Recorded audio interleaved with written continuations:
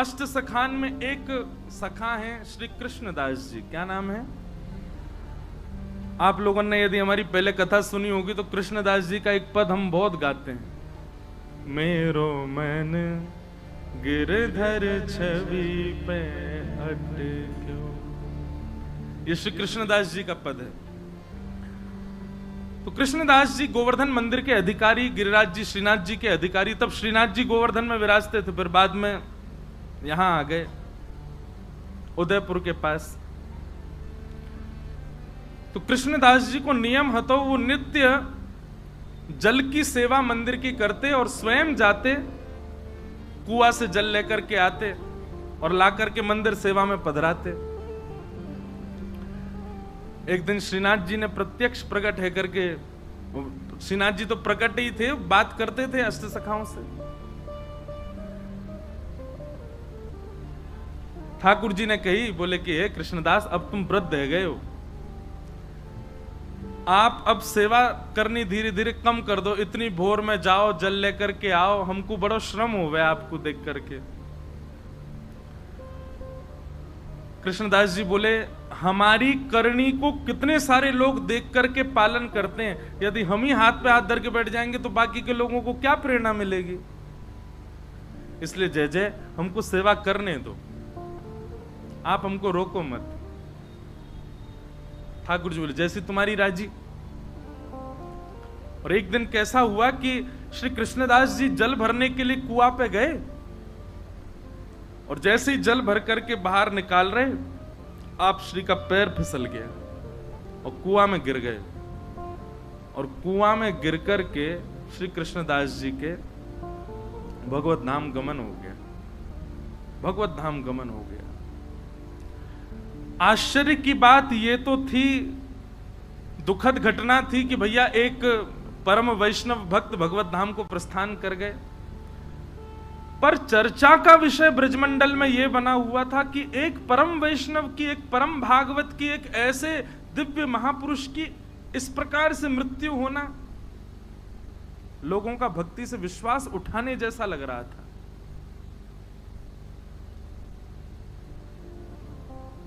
सब जगह ये चर्चा होने लगी। बोले कि क्या फायदा ठाकुर जी का नाम जप करने का, क्या फायदा इतनी सेवा करने का, क्या फायदा इतना भजन करने का। कृष्णदास जी को देखो, कुआं में गिर गए, प्राण निकल गए।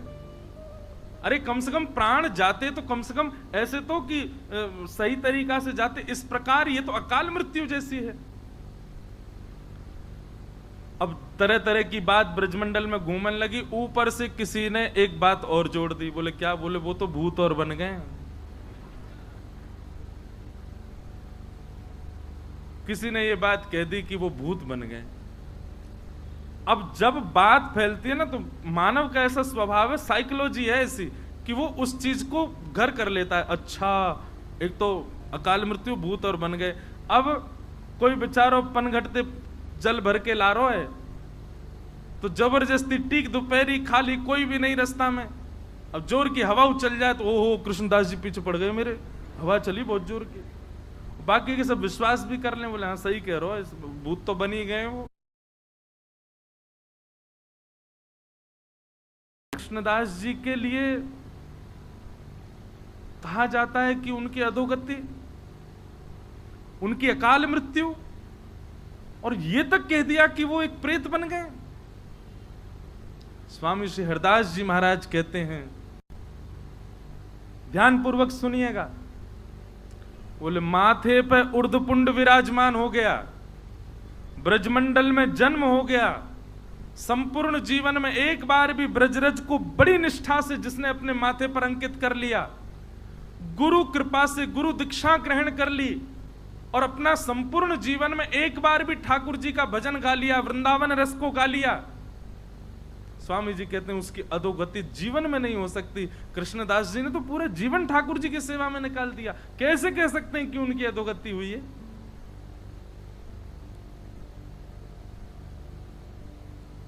स्वामी जी को बहुत चिंता हुई इस बात को सुनकर के, ये तो गलत है। महाराज जी वर्णन ऐसा है स्वामी जी के रस भावन में कि श्री हितरवंश महाप्रभु गोपाल भट्ट गोस्वामी जी हमारे श्री गोपीनाथ जी और श्री गोविंद देव जी को प्रकट करता श्री रूप सनातन जी और श्री हरिराम व्यास जी, ऐसे अनेक रसिक जन सब आए निधिवन में। और निधिवन में एक पूरी गोष्ठी बैठी कि भैया ऐसे ऐसे ये तो भक्ति पर प्रश्न चिन्ह उठ रहा है, कृष्णदास जी की अधोगति हो गई, वो प्रेत बन गए, बड़ा लोग बाग तो भक्ति करने से डर रहे हैं, मंदिर जाने से यूं कह रहे हैं कछु फायदा ना है भैया, कृष्णदास कुआं में गिर गो। स्वामी जी बोले अब हम ही को कुछ करना पड़ेगा। तो बोले क्या करें? ब्रजवासीन की मंडली बुलावें कि सब ब्रजवासीन को बुलावें, 84 को उसमें निमंत्रण भेजें कि सब निधिवन में आओ, पंगत पावे, तब आपका चुप प्रवचन करो। स्वामी श्री हरदास जी बोले ना, ब्रजवासीन से कहा लड़नो, ब्रजवासीन को कहा समझानो, अब तो लड़ेंगे हम श्रीनाथ जी से, श्रीनाथ जी से लड़वे जाएंगे। और महाराज यहाँ पर श्री हितरवंश महाप्रभु, स्वामी श्री हरदास जी महाराज और श्री हरिराम व्यास जी, गोपाल भट्ट गोस्वामी, रूप सनातन गोस्वामी, ऐसे ऐसे अनेक आचार्य सब अपनी भक्त मंडलियों को लेकर के निकल पड़े वृंदावन से गोवर्धन की ओर, श्रीनाथ जी को मिलवे जा रहे। महाराज जी इतनी प्यारी चर्चा है, वहां पर श्रीनाथ जी का श्रृंगार कर रहे थे श्री गोसाई विठलनाथ जी गिरिराज जी में, और जैसे श्रृंगार करने लगे श्री जी बाबा ने घबरा से गए। तो गोसाई जी बोले जय जय काय गो, ये आपको मोह ऐसो काय को उतर रहा है और ये हाथ पांव काय कांप रहे हैं? बोले अरे ये सबरे आ रहे हैं। बोले कौन आ रहे हैं? बोले स्वामी श्री हरदास जी, हितरवंश महाप्रभु और क्या कहते हैं हरिराम व्यास, गोपाल भट्ट गोस्वामी, रूप सनातन गोस्वामी, सबरे आ रहे हैं, मोते लड़वे आ रहे हैं। विठलनाथ जी बोले अरे अखंड कोटि ब्रह्मांड नायक सर्वेश्वर ईश्वर जगदीश्वर श्री कृष्ण, अरे ये सब संत जन आपको यश गांव है, ठाकुर जी इनते काय को डर रहे? बोले संत तो बाह्य रूप थे, भीतर तो सबरी सहचरी हैं। वो ललिता है, दूसरी विशाखा है, तीसरी बंसी है, चौथी कोई है, ये सब सबके निज रूप तो सखीन के हैं, और सखीन से ही डरे ठाकुर जी।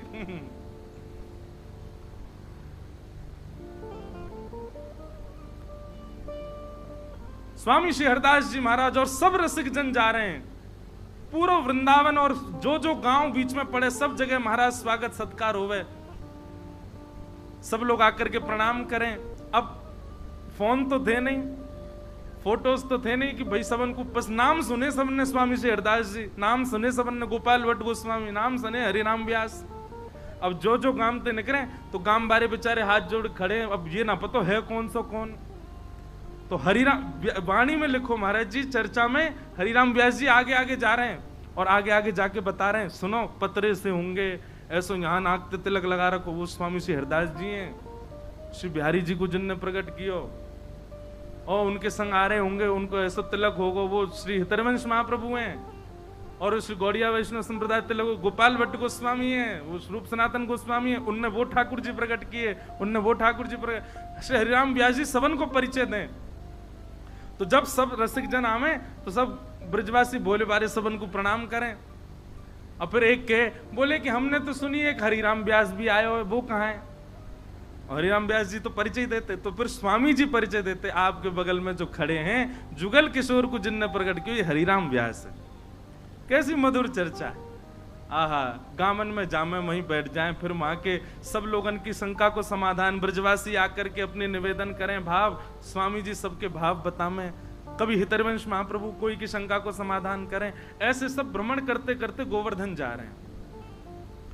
उद्देश्य क्या था कि लोगों के चित्त में भक्ति के प्रति भय उत्पन्न हो गया है, वो भय निवृत्त होना चाहिए। आचार्य चरण अपने अपने ठाकुरन को छोड़ करके सेवा में निकल पड़े।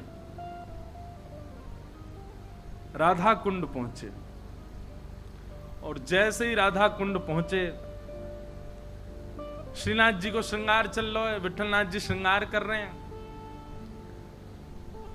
सुंदर शीश पर पाग आदि पहना करके, सुंदर तिलक भाल आदि सब करके, कानन में कुंडल, अब जामा पहना रहे श्री जी बाबा को। एक हाथ में ही जामा पहनो, इतने में ही ठाकुर जी बोले विठलनाथ जी मैं पहन लूंगा, खुद ही तुम जाओ, उनको सबन को स्वागत करो। ये ज्यादा नाराज है कि मोते नहीं कहीं लड़ लें सबरे, इनको जाके वहीं राधा कुंड में सबन को बढ़िया स्वागत करो। तो श्री विठलनाथ जी बोले जय जय अभी लगे नेक देर लगेगी, मैं पहनाता हूं। ना मैं पहन लूंगा खुद ही, तुम जाओ। सबरी सहचरी आई हैं, सबन से मिलके आओ और बात देखियो वहीं निपट जाए। यहां तो सबरे भक्ति भाव में भर के आए करें। श्री विठलनाथ जी अपने सब वैष्णवों के साथ में राधा कुंड गए। महाराज जी मैं तो सुनते सुनते कहते कहते वह रूप को चिंतन कर रहा हूं, कैसी समाज बैठी होगी। वृंदावन के सब सर्वोत्कृष्ट रस प्रवर्तक एक साथ राधा कुंड पे बैठे। तभी गोसाई श्री विठलनाथ जी आए। आहा, गोवर्धन नाथ की जय, गिरिराज धरण की जय, शाम सो जय जयकार हेन लगी। गोसाई जी ने जाकर के सब रसिकन को प्रणाम कियो, स्वामी श्री हरदास जी को वंदन कियो।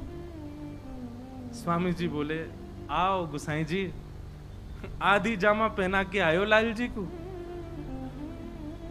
पूरी नहीं पहना के आए, ऐसी कहां जल्दी। अरे नहीं बढ़िया ते तैयार करके आते, हम कछु कह थोड़ी रहे, मिलवे तो आए, ऐसो काब है। गोसाई जी के नेत्र सजल हो गए। बोले आपके भाव साम्राज्य को प्रणाम है स्वामी जी, आप सब जानते हैं, आपको सब पता है कहां कैसो कौन श्रृंगार कहां भाव में करे। क्योंकि कल मैंने कहा ना ललिता जी सबके मन की जानती हैं, वो ललिता जी स्वामी जी हैं, सब जानते हैं। बोले आधी जामा पहना के भागे आए, पूरी पहना जाते। चर्चा हुई, वहां बैठ करके सब समाधान आदि की बातें हुई। बोले क्या किया जाए, कैसे ब्रजवासियों को बताया जाए कि भाई मृत्यु किसी के वश में थोड़ी, ऐसा थोड़ी कि केवल भजन करने वाला और सब प्रकार से ठाकुर जी को भजने वाले की कभी अकाल मृत्यु नहीं हो सकती। स्वामी जी बोले देखो मृत्यु अकाल हो सकती है पर गति अधोगति नहीं हो सकती। ये हम डंके की चोट पर कह रहे हैं और जब तक हैं तब तक कहते रहेंगे। एक बार जिसने अपने जीवन में कुंज बिहारी श्री हरदास कहा होगा, एक बार श्री गिरिराज जी के चरणों में नतमस्तक हो गया होगा, एक बार उर्धपुंड अपने माथे पर पधरा दिया होगा, ब्रजमंडल में जन्मा होगा, ब्रजमंडल में मृत्यु प्राप्त की होगी, उसकी अधोगति नहीं हो सकती। हमारे वृंदावन के रसिकजन तो गाते हैं,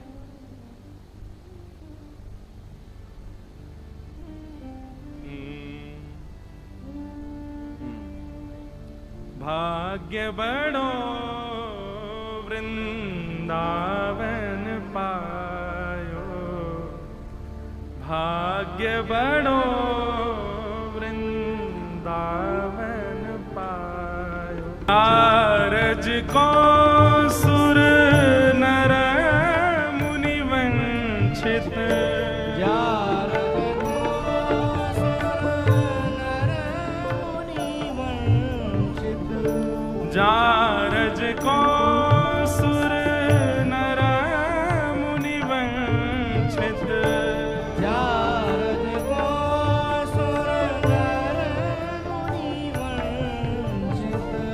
विधि शंकर सिर नायो, विधि शंकर सिर नायो, भाग्य बड़ो वृंदावन पायो। अरे स्वामी जी कह रहे हैं जारज को सुर नर मुनि वंचित। शिव सनकादि भी जिस रज की उपासना करते हैं उस रज को माथे पर पधराने वाला, उस रज में जन्म लेने वाला, उसकी अधोगति होगी। अरे सौभाग्य है वृंदावन में जन्म लेना, सौभाग्य है वृंदावन में मृत्यु प्राप्त करना। हमारे रसिक जन कभी रुदन नहीं करते थे वृंदावन में प्राण त्यागने वाले को देख करके, कहते सौभाग्य है इसका कि इसने अंतिम श्वास वृंदावन में ली। बहुत कयुग यारज बिन बीते, बहुत कयुग यारज बिन बीते, जन्म जन्म दहकायो, जन्म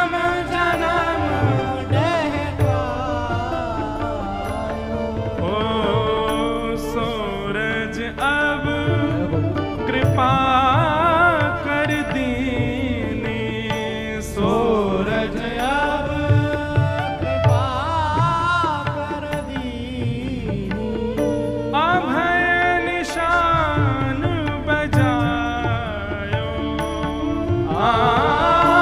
अभय निशान बजायो। अरे वृंदावन की रज प्राप्त हो गई, वृंदावन में जन्म हो गया, वृंदावन की रज का उर्धपुंड माथे पर विराजमान हो गया। निर्भीक हो जाओ, अभय हो जाओ। क्या यमलोक, क्या यमदूत, क्या अधोगति, क्या प्रेतियोनी, सब दूर रहते हैं। अरे मुक्ति कहे गोपाल से मेरी मुक्ति बताओ। ठाकुर जी कह रहे हैं ब्रज में पड़ी रहे, ब्रज रज उड़ मस्तक पड़े, मुक्ति मुक्त है जाए। और आप सब कह रहे हैं कि उस ब्रज में प्राण त्यागने वाले कृष्णदास, उनकी अधोगति हुई है। भाग्य बड़ो वृंदावन पायो, आए मिलो परिवार आपनो, आए मिलो परिवार आपनो, हरि हस कंठ लगायो, हरि हस कंठ लगायो। ओ श्यामा श्याम जो बिहरत दो, श्यामा श्याम जो सब लोग गाइए पीछे। ताब भलो बनियायो, ताब भलो बनियायो। ओ सखी समाज मिलायो, सखी समाज मिलायो। ओ शोक संताप करो मत को, शोक संताप करो मत को। दाव भलो बनियायो, दाव भलो बनियायो। भाग्य बड़ो वृंदावन पायो, भाग्य बड़ो वृंदावन पायो। श्री रसिक बिहारी की गति पाई, रसिक बिहारी की गति पाई। रसिक बिहारी जू की गति पाई, रसिक बिहारी की गति पाई। और धन धन लोक कहायो, धन धन लोक कहायो। भाग्य बड़ो वृंदावन पायो, भाग्य बड़ो वृंदावन पायो। भाग्य बड़ो वृंदावन पायो। श्री रसिक बिहारी की गति पाई, रसिक बिहारी की गति पाई। धन धन लोक कहायो, धन धन लोक कहायो। भाग्य बड़ो वृंदावन पायो, भाग्य बड़ो वृंदावन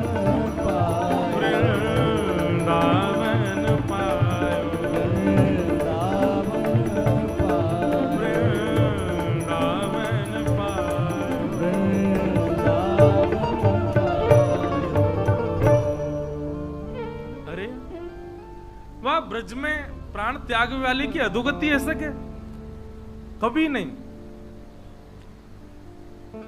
स्वामी जी महाराज इस बात को कह रहे थे, तभी श्री विठलनाथ जी बोले कि जय जय, आपकी बात तो सही है, पर आपने जो ये भाव कहे ये भी उचित है, पर ये बात समाज को कैसे समझाई जाए? समाज को तो प्रमाण चाहिए। आप तो रज की महिमा कह रहे हो, आप तो ब्रज की महिमा कह रहे हो, ब्रज रज की महिमा समाज कैसे समझेगा? गोसाई जी बोले यहीं बैठे बैठे बात करोगे कि जामा आधो पहना के आए उनके पास लऊ चलोगे? अब ले चलो। और सब रसिकन को श्री विठलनाथ जी लेकर के जतिपुरा आए।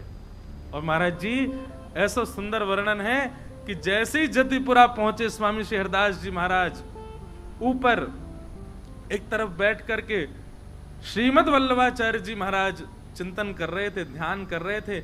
आपको जैसी पता चली कि स्वामी श्री हरदास जी महाराज और रसिक त्रिवेणी और ऐसे आचार्य पधारे हैं, गोपाल भट्ट गोस्वामी आए हैं, रूप सनातन गोस्वामी आए हैं, इतने बड़े बड़े आचार्य आए हैं, आप श्री तुरंत दौड़ करके नीचे आए और आकर के स्वामी जी को अपने हृदय से लगाए हो। स्वामी श्री हरदास जी को हृदय से अच्छा, श्रीमद वल्लभाचार्य जी कौन है? ये यशोदा जी के रूप है, ये यशोदा जी के भाव है।